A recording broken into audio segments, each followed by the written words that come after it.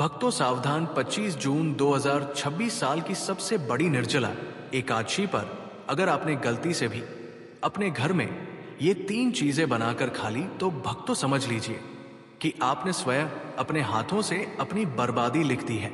पद्म पुराण के अनुसार ये 3 ऐसी चीजें हैं निर्जला एकादशी के दिन भूलकर भी रसोई में नहीं होनी चाहिए, वरना भगवान श्री हरि विष्णु जी और माता लक्ष्मी जी की कृपा नहीं बल्कि उनका भयंकर क्रोध बरसेगा। भक्तों, आज मैं आपको बताऊंगा कि कैसे ये मामूली दिखने वाली सब्जियां और अनाज आपके हंसते खेलते परिवार को बर्बादी की ओर ला सकते हैं। इसलिए वीडियो को शुरू से अंत तक ध्यान से देखिएगा, क्योंकि सवाल आपके घर की सुख शांति का है। भक्तों, 25 जून 2026 की तारीख को अपने कैलेंडर में अभी के अभी लाल रंग से मार्क कर लीजिए, क्योंकि ये कोई साधारण निर्जला एकादशी नहीं है। शास्त्रों की गणना और ग्रह नक्षत्रों का ऐसा दुर्लभ संयोग करीब कई सौ साल बाद बन रहा है।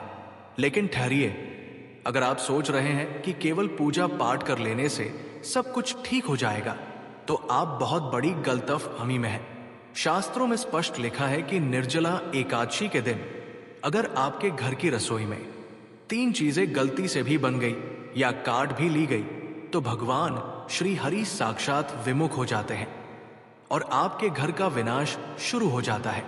जी हां भक्तों, आपने सही सुना। कंगाली ऐसे दरवाजे खटखटाएगी कि आप समझ भी नहीं पाएंगे कि पैसा कहां से रहा है और जा कहां रहा है। आज के इस वीडियो में मैं आपको उन 3 अभिशप्त चीजों के बारे में बताने जा रहा हूं जो इस निर्जला एकादशी पर जहर के समान है। और सुनिए, जो तीसरी चीज है ना, वो तो हर भारतीय के घर में रोज बनती है और वही आपकी सबसे बड़ी भूल साबित हो सकती है। तो क्या आप तैयार हैं उस सत्य को जानने के लिए जो आपको और आपके परिवार को आने वाले भारी संकट से बचा सकता है? तो इस वीडियो को एक पल के लिए भी छोड़ने की गलती मत करना, क्योंकि यहां बात सिर्फ व्रत की नहीं है, बात आपके घर की सुख, शांति और समृद्धि की है। चलिए सबसे पहले ये समझते हैं कि 25 जून 2026 इतना खास क्यों है। ज्योतिष शास्त्र के अनुसार इस बार ज्येष्ठ मास की इस एकादशी पर ग्रहों का एक ऐसा विशेष योग बन रहा है जो सीधा भगवान श्री हरि विष्णु जी के नारायण रूप से जुड़ा है। जब भी ऐसा योग बनता है तो पृथ्वी पर नकारात्मक और सकारात्मक दोनों ऊर्जाएं अपने चरम पर होती हैं। ऐसे समय में हम जो खाते हैं वो सीधा हमारे मन और भाग्य पर असर डालता है। भोजन केवल पेट भरने का साधन नहीं है, बल्कि ये ऊर्जा का स्रोत है। जैसा खाएं अन्न वैसा हो मन, ये कहावत तो आपने सुनी होगी, लेकिन निर्जला एकादशी के दिन ये कहावत एक नियम बन जाती है। अब आप सोच रहे होंगे कि सब्जियां तो प्रकृति की देन है, फिर वो अशुभ कैसे हो सकती है? तो आपको बता दूं कि आयुर्वेद और गरुड़ पुराण के अनुसार कुछ सब्जियां और अनाज ऐसे होते हैं जो तामसिक गुणों से भरे होते हैं। भगवान श्री हरि को सात्विकता पसंद है और इस दिन वातावरण में विष्णु तत्व की प्रधानता होती है। अगर आप उस दिन तामसिक भोजन पकाते हैं तो आप सीधे तौर पर उस दिव्य ऊर्जा के प्रवाह को अपने घर में आने से रोक देते हैं। ये वैसा ही है जैसे आप आग में घी डालने की जगह पानी डाल दें। तो चलिए बात करते हैं पहली सब्जी के बारे में, लेकिन उससे पहले भक्तों कमेंट बॉक्स में जय मां लक्ष्मी अवश्य लिख दीजिए और वीडियो को लाइक कर दीजिए। तो भक्तों बात करते हैं पहली सब्जी की, जिसे देखकर शायद आपको यकीन ना हो, लेकिन शास्त्रों में इसे एकादशी के दिन घर में लाना भी वर्जित माना गया है। वो सब्जी है बैंगन। जी हाँ, चौंकिए मत, बैंगन को लेकर हमारे धर्म ग्रंथों में बहुत ही कड़ा नियम है। विशेष तिथियों पर बैंगन खाना मना है, लेकिन निर्जला एकादशी पर तो इसे छूना भी पाप माना गया है। क्या आप जानते हैं क्यों? इसके पीछे एक वैज्ञानिक और आध्यात्मिक दोनों कारण हैं। आध्यात्मिक कारण यह है कि बैंगन को अशुद्ध और चंचल प्रकृति का माना जाता है। पुरानी मान्यताओं के अनुसार इसमें बीज बहुत अधिक होते हैं और ये मन में चंचलता और वासना को बढ़ावा देता है। एकादशी का दिन संयम और साधना का दिन है। हमें अपने मन को स्थिर करना होता है ताकि हम हरित तत्व से जुड़ सके। अगर आप इस दिन बैंगन की सब्जी बनाते हैं या उसका भरता बनाते हैं तो आपके घर के सदस्यों के मन में क्रोध और आवेश बढ़ेगा। छोटी छोटी बातों पर लड़ाई झगड़े होंगे और जहां क्लेश होता है वहां से लक्ष्मी रूठ कर चली जाती है।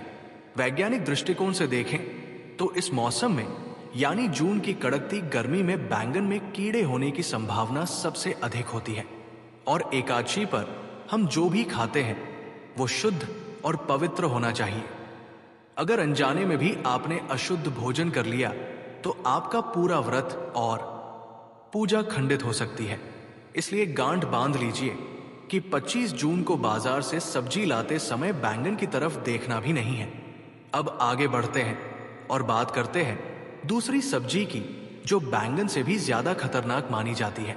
ये सब्जी सीधे तौर पर राहु और केतु के उग्र प्रभाव से जुड़ी है और विष्णु पूजा में इसका प्रभाव नकारात्मक हो सकता है। ये सब्जी है मूली। शायद आपको ये जानकर हैरानी हो रही होगी। आप कहेंगे कि मूली तो सलाद है, सेहत के लिए अच्छी है। लेकिन रुकिए, हम यहां सेहत की नहीं, हम यहां ऊर्जा और तरंगों की बात कर रहे हैं। मूली को एक तीखी गंध वाली सब्जी माना जाता है और शास्त्रों में कहा गया है कि जिस भोजन में तीव्र गंध हो वो राक्षसी भोजन की श्रेणी में आता है। एकादशी की तिथि बेहद संवेदनशील होती है। इस दिन जब आप घर में मूली काटते हैं या पकाते हैं तो उसकी उग्र गंध से घर का वातावरण भारी हो जाता है और ये गंध सकारात्मक ऊर्जा को काट देती है। भगवान विष्णु को वो चीजें अर्पित की जाती है जो शीतलता और शांति प्रदान करें, जैसे दूध, दही, माखन, चंदन। मूली की तासीर और गंध दोनों ही उग्र है। अगर आपने इस दिन मूली के पराठे या सब्जी बनाई तो समझ लीजिए कि आप अपने घर में बीमारी और अशांति को न्योता दे रहे हैं। ऐसा माना जाता है कि इस दिन मूली खाने से व्यक्ति की बुद्धि भ्रष्ट हो सकती है और वो ऐसे गलत निर्णय ले सकता है जिसका पछतावा उसे साल भर करना पड़ेगा। क्या आप चाहेंगे कि आपकी एक छोटी सी गलती आपके पूरे साल की मेहनत पर पानी फेर दे? नहीं ना। इससे पहले कि मैं आपको तीसरी और सबसे महत्वपूर्ण चीज के बारे में बताऊं जो आपके घर में कंगाली ला सकती है, मैं आपको एक बहुत ही जरूरी बात बताना चाहता हूं। बहुत से लोग ये सोचते हैं कि हम तो व्रत नहीं रख रहे हैं, हम तो खा सकते हैं। ये सबसे बड़ी गलतफहमी है। निर्जला एकादशी का प्रभाव पूरी सृष्टि पर होता है, चाहे आप व्रत रखें या ना रखें।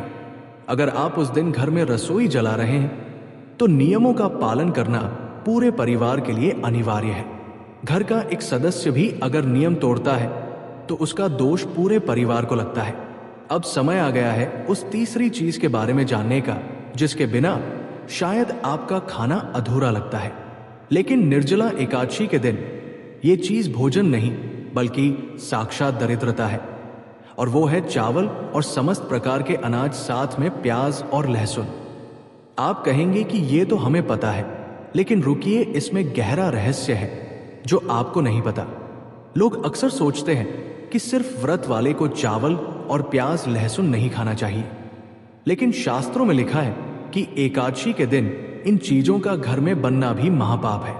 चावल को लेकर मान्यता है कि इस दिन चावल खाना साक्षात जीव हत्या के पाप के बराबर है, क्योंकि इसमें जल तत्व अधिक होता है और एकादशी के दिन चंद्रमा के प्रभाव से शरीर का जल अशांत होता है, जिससे मानसिक भटकाव बढ़ता है।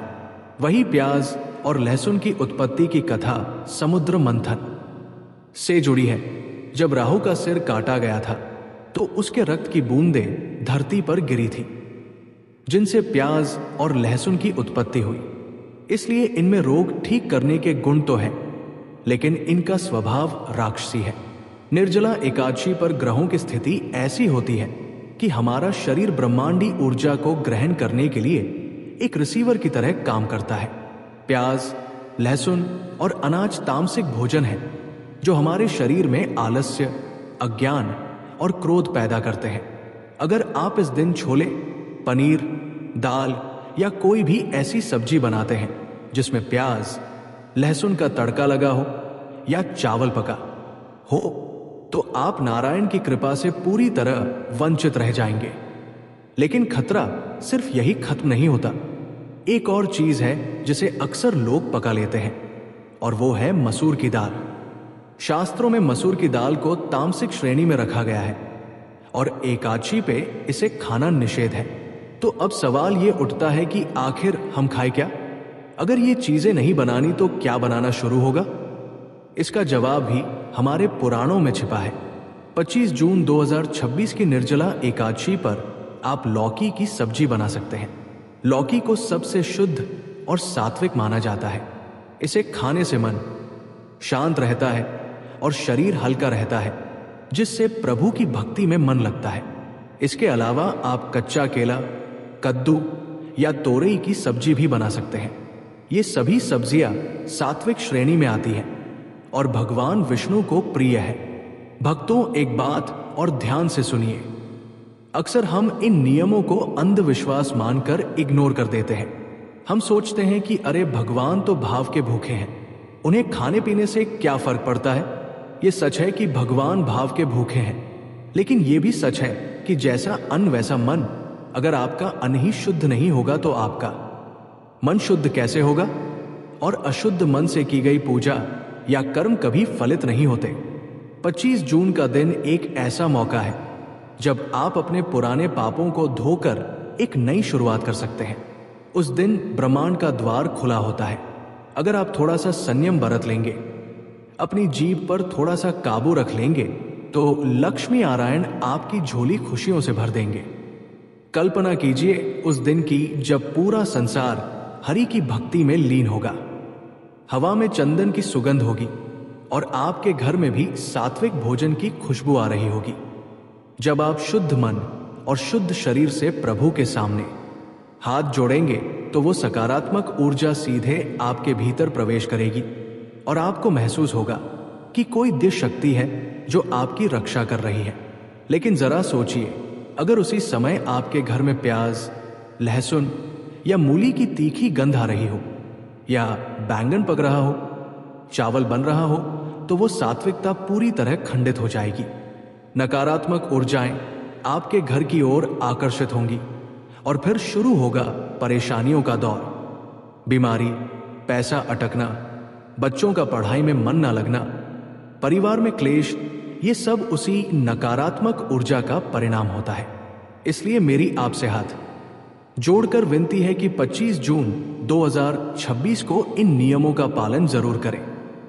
अपने घर की महिलाओं को, माताओं को, बहनों को पहले ही बता दें कि इस दिन बाजार से बैंगन, मूली, प्याज, लहसुन और चावल बिल्कुल ना खरीद, बल्कि एक दिन पहले ही रसोई की सफाई कर लें और गंगा जल छिड़क कर उसे पवित्र करें, क्योंकि रसोई घर का मुख्य केंद्र होता है। अगर रसोई शुद्ध है तो पूरा घर शुद्ध है। इस वीडियो को बनाने का मेरा उद्देश्य आपको डराना नहीं बल्कि जागरूक करना है। हमारे ऋषि मुनियों ने जो नियम बनाए हैं उनके पीछे एक गहरा विज्ञान है। वे जानते थे कि ग्रहों की चाल का हमारे शरीर और मन पर क्या असर होता है। वे जानते थे कि किस दिन कौन सा भोजन हमारे लिए विष बन सकता है और कौन सा अमृत। आज का आधुनिक विज्ञान भी अब इन बातों को मानने लगा है कि भोजन का हमारे अवचेतन मन पर गहरा प्रभाव पड़ता है। तो क्या आप वादा करते हैं कि इस निर्जला एकादशी आप इन वर्जित चीजों को अपने घर में नहीं घुसने देंगे? कमेंट में जय लक्ष्मी नारायण लिखकर अपनी हाजिरी जरूर लगाएं। और हाँ, एक और गुप्त बात जो बहुत कम लोग जानते हैं, निर्जला एकादशी के दिन साधारण नमक का प्रयोग भी छोड़ देना चाहिए।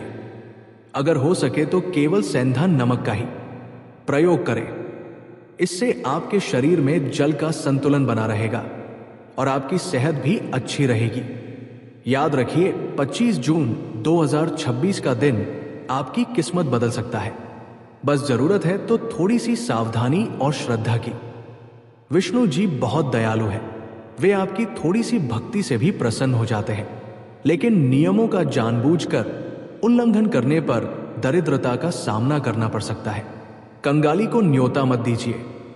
अपने घर को मंदिर बनाइए, सात्विक भोजन पकाइए और फिर देखिए कि कैसे महालक्ष्मी की कृपा आपके पूरे परिवार पर बरसती है। जाते जाते एक बार फिर दोहरा दो, बैंगन नहीं, मूली नहीं, प्याज, लहसुन, चावल और अनाज नहीं।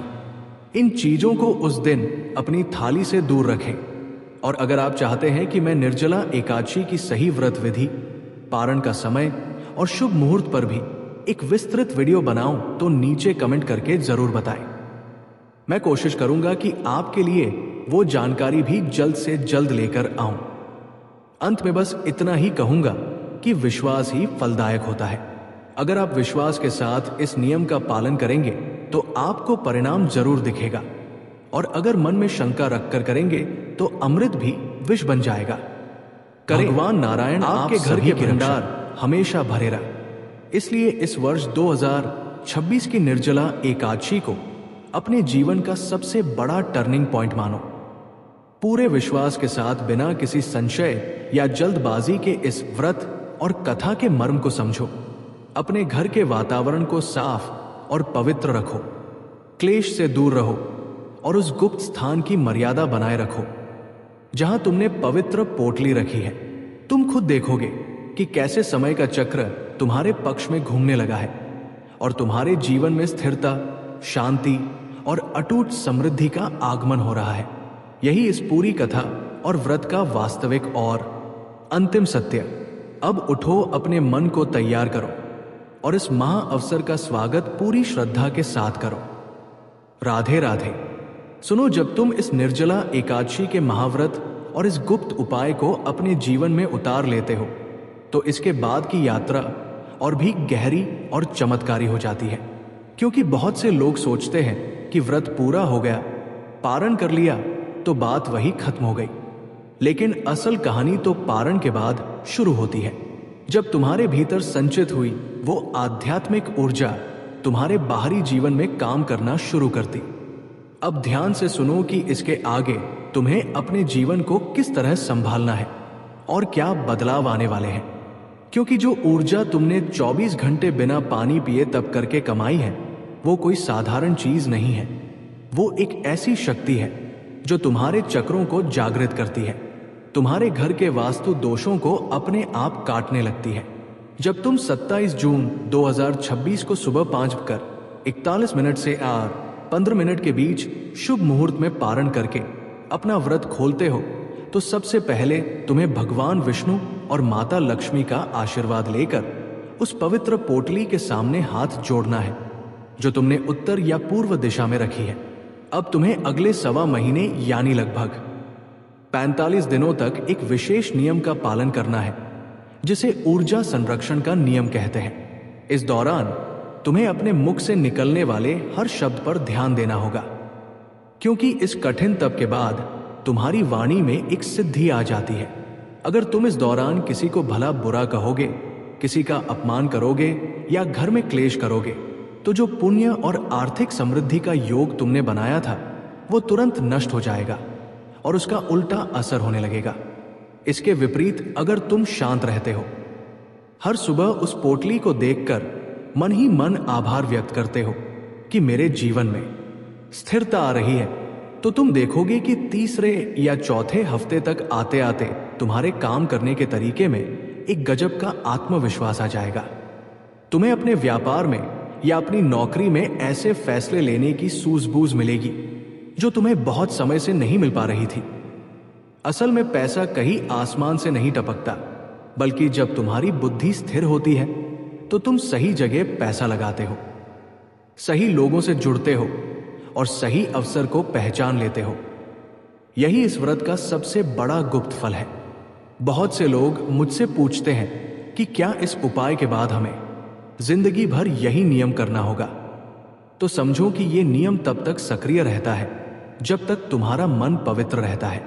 अगर तुम्हें लगे कि काम फिर से अटक रहे हैं या घर का माहौल फिर से आसान हो रहा है तो घबराना मत। इसका मतलब यह है कि तुम्हारे घर में नकारात्मक ऊर्जा का प्रवाह फिर से बढ़ गया है। ऐसी स्थिति में तुम्हें इस पोटली को छूना नहीं है, बल्कि हर गुरुवार और शुक्रवार को उस स्थान के पास गाय के घी का एक दीपक जलाना है और भगवान विष्णु के मंत्रों का मानसिक जाप करना है। इससे वो सोई हुई ऊर्जा फिर से जागृत हो जाएगी और तुम्हारे रुके हुए रास्ते फिर से खुलने लगेंगे। इस पूरी प्रक्रिया में एक बात का विशेष ध्यान रखना कि जो बदलाव तुम्हारे जीवन में आएंगे वे बहुत ही सूक्ष्म और शांत होंगे। जैसे कि अचानक किसी पुराने मित्र का फोन आना जो तुम्हें बिजनेस का कोई नया आइडिया दे दे, या किसी ऐसे कुर्ज का वापस मिल जाना जिसकी तुमने उम्मीद छोड़ दी थी, या फिर कोर्ट कचहरी के किसी मामले में अचानक तुम्हारे पक्ष में फैसला आ जाना। लोग इसे केवल एक इत्तेफाक मान लेते हैं, लेकिन यह इत्तेफाक नहीं होता। ये उस निर्जला एकादशी के तप का प्रभाव होता है जो तुम्हारे बंद पड़े भाग्य के तालों को एक एक करके खोल रहा होता है। इसके साथ ही तुम्हें एक और बात समझनी होगी कि जब तुम्हारे पास पैसा आने लगे, जब तुम्हारी आर्थिक स्थिति सुधरने लगे, तो अपने भीतर अहंकार को मत आने देना, क्योंकि लक्ष्मी जी का एक नाम चंचला भी है। वो उसी के पास टिकती है जिसके पास शालीनता एंड दया होती है। इस व्रत के प्रभाव से जो धन तुम्हें मिले उसका एक छोटा सा हिस्सा तुम्हें हर महीने किसी भूखे को भोजन कराने में या किसी बेसहारा की मदद में जरूर लगाना चाहिए, क्योंकि जब तुम धन का दान करते हो तो तुम्हारी संपत्ति शुद्ध होती है और उसकी उम्र बढ़ जाती है। अगर तुम केवल अपने स्वार्थ के लिए इस उपाय को करोगे तो ये ऊर्जा एक समय के बाद स्थिर होना बंद हो जाएगी और तुम फिर से उसी स्थिति में पहुंच जाओगे जहां से तुमने शुरुआत की थी। इसलिए इस पूरी स्क्रिप्ट का, इस पूरे रहस्य का जो अंतिम सार है वो यही है कि नियम सिर्फ माध्यम है। तुम्हारी नियत, तुम्हारा विश्वास और तुम्हारा कर्म ही असली भगवान है। अगर तुम्हारी नियत साफ है, तुम मेहनत करने से पीछे नहीं हटी और इस ब्रह्मांडीय व्यवस्था पर तुम्हें अटूट भरोसा है, तो ये 2026 की निर्जला एकादशी तुम्हारे जीवन का वो टर्निंग पॉइंट साबित होगी जिसके बाद तुम पीछे मुड़कर नहीं देखोगे। तुम्हारे सारे कर्ज धीरे धीरे समाप्त हो जाएंगे, घर में सुख और शांति का वास होगा और तुम एक समृद्ध और संतुष्ट जीवन की ओर बढ़ जाओगे। अब ये पूरा मार्ग तुम्हारे सामने स्पष्ट है। इसे समझो, इसे अपने भीतर उतारो और पूरी श्रद्धा के साथ आगे बढ़ो। राधे राधे। भक्तों, जैसा कि आप सभी लोग जानते हैं कि 26 जून 2026 को पड़ रही है निर्जला एकादशी। भक्तों, निर्जला एकादशी का जो दिन होता है वो साक्षात भगवान विष्णु और माता लक्ष्मी जी के लिए बहुत ही बड़ा होता है। ये एकादशी व्रत व्यक्ति के जीवन में भाग्य, सफलता, समृद्धि और मनोकामना पूर्ति का मार्ग प्रशस्त करती है। निर्जला एकादशी के दिन पर भगवान श्री विष्णु और उनके रूप श्री नारायण की विशेष पूजा की जाती है। आप हो सकता है कि पूरे साल भर श्री विष्णु की उतनी पूजन आराधना ना करते हो, पर अगर आप लोग चाहते हैं कि पूरे साल भर का फल भगवान श्री विष्णु जी से आप एक दिन में लेना मतलब उनको एक दिन में प्रसन्न करना चाहें, तो वो होता है निर्जला एकादशी का दिन। ये पूरा ही दिन इसीलिए ही समर्पण ऐसे मौके तो अपने हाथ से कभी मत जाने देना। 26 जून 2026 का दिन मतलब निर्जला एकादशी का दिन अपने हाथ से बिल्कुल मत जाने देना। 26 जून 2026 निर्जला एकादशी का दिन कुत्ते को खिलाई गई। ये एक चीज है, अगर आप कर्ज के बोझ तले दबे हैं, अगर पैसा आता है लेकिन पानी की तरह बह जाता है, या फिर घर में क्लेश और बीमारियों ने डेरा डाल रखा है, तो आपको एक ऐसा गुप्त रहस्य गाथा बताने वाला हूं। एक ऐसा महा उपाय जो आपको किसी किताब में नहीं मिलेगा। निर्जला एकादशी के दिन अगर आपने सही समय पर और सही तरीके से कर लिया तो अगले 24 घंटों में आपकी किस्मत ऐसा पलटा खाएगी कि आप खुद हैरान रह जाएंगे। रंग भी राजा बन जाएगा और जो लोग आपकी बर्बादी का इंतजार कर रहे हैं वो आपकी तरक्की देखकर जल भुन जाएंगे। आपके जीवन के सारे बंद दरवाजे खोल देगी। साक्षात्कार काल भैरव और श्री विष्णु की कृपा बरसेगी। लेकिन शर्त यह है कि तरीका सही होना चाहिए। एक छोटी सी गलती और पूरा उपाय बेकार हो सकता है। भक्तों, 26 जून 2026 का दिन कोई साधारण दिन नहीं है। ये वो तारीख है जिसका इंतजार शायद आपकी किस्मत को पिछले कई सालों से था। निर्जला एकादशी जी यहाँ श्री विष्णु का दिन मान्यता है कि जो भक्त पूरे नियम, श्रद्धा व संयम के साथ निर्जला एकादशी का व्रत करते हैं, उन्हें जीवन में सब कार्यों में सफलता प्राप्त होती है, बिगड़े कार्य बनते हैं और पापों का नाश होता है। ये व्रत विशेष रूप से धन, सौभाग्य, स्वास्थ्य और मानसिक शांति दिलाने वाला माना गया है।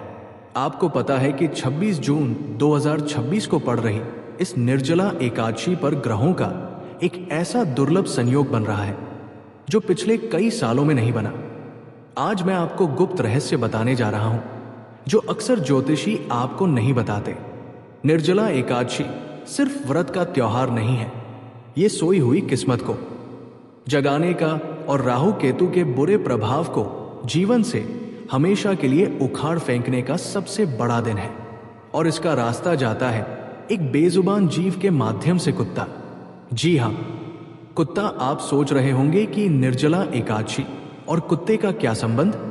यही तो वो रहस्य है जो अगर आप आज समझ गए तो यकीन मानिए 26 जून की शाम होते होते आपकी तिजोरी और आपकी तकदीर दोनों का नक्शा बदल चुका होगा।